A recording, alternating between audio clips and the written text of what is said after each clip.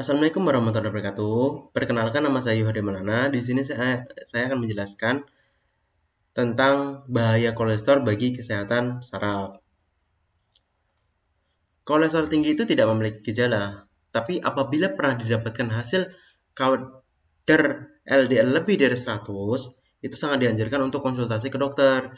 Dan juga kadar trigliserid lebih dari 150, itu juga sangat dianjurkan untuk konsultasi ke dokter. Pada prinsipnya, kita harus screening adakah kemungkinan gangguan komplikasi dengan kadar kolesterol yang kita miliki tersebut. Nah, jadi kita harus cek secara berkala kadar kolesterol kita di laboratorium. Nah, kolesterol itu adalah salah satu komponen lemak, dan kolesterol itu sebenarnya ada juga dalam tubuh kita. Nah, karena dia adalah salah satu bentuk dari dinding sel. Tapi yang mungkin lebih kita kenal itu kolesterol-kolesterol yang biasanya kita cek darah gitu loh. Nah, contohnya itu adalah ada kolesterol total, ada kolesterol HDL atau kolesterol baik, ada LDL kolesterol jahat, dan satu lagi ada triglyceride kolesterol. Nah, sebelum kita tahu apakah kolesterol kita itu naik apa turun, kita harus tahu dulu nih kolesterol itu asalnya dari mana. Nah, mayoritas kolesterol itu sebenarnya dibentuk dari dalam tubuh, dari metabolisme dari hati kita. Nah, sisanya baru dari makanan. Jadi tidak semata-mata dari makanan, karena masih banyak orang yang makanannya cukup bagus, cukup bersih, tapi kolesterolnya tinggi. Nah itu, jadi kita harus perhatikan kadar kolesterol yang dibentuk dari dalam tubuh atau dari kadar kolesterol yang didapat dari makanan.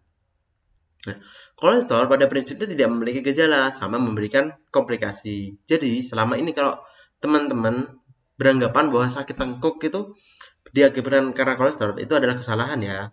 Jadi tidak ada hubungannya sama sekali. Kolesterol itu paling sering menyebabkan gangguan pada pembuluh darah, serangan jantung, stroke, dan gangguan empedu. Tidak ada tuh hubungan antara nyeri-nyeri sana, nyeri sini, kesemutan sana, kesemutan sini, sama kolesterol. Nah, jadi kalau teman-teman punya gejala tadi itu bukan kolesterol. Nah, karena kolesterol itu ada silent killer. Kalau sudah komplikasi, baru kasih gejala.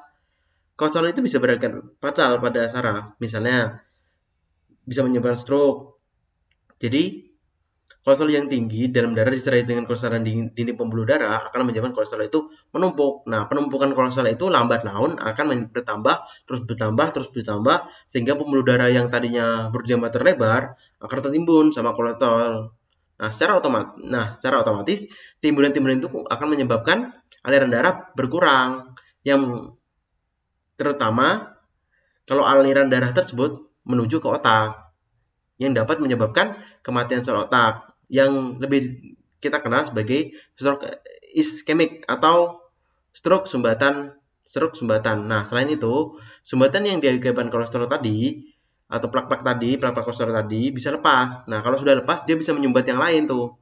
Nah, dan menyebabkan stroke yang lebih luas lagi.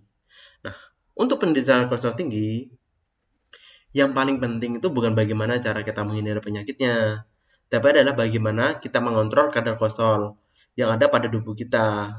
Itu bisa terjaga dan terkontrol kelihatannya aman.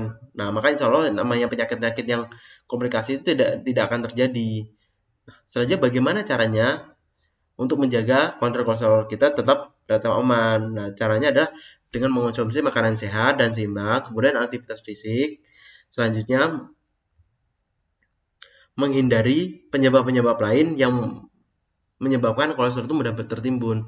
Contohnya seperti menghindari alkohol, konsumsi karbohidrat berlebih, terus rokok. Nah, jadi kalau kita menghindari hal-hal makanan-makanan yang tadi, diharapkan kadar kolesterol kita itu dapat terkontrol dan tidak terjadi komplikasi.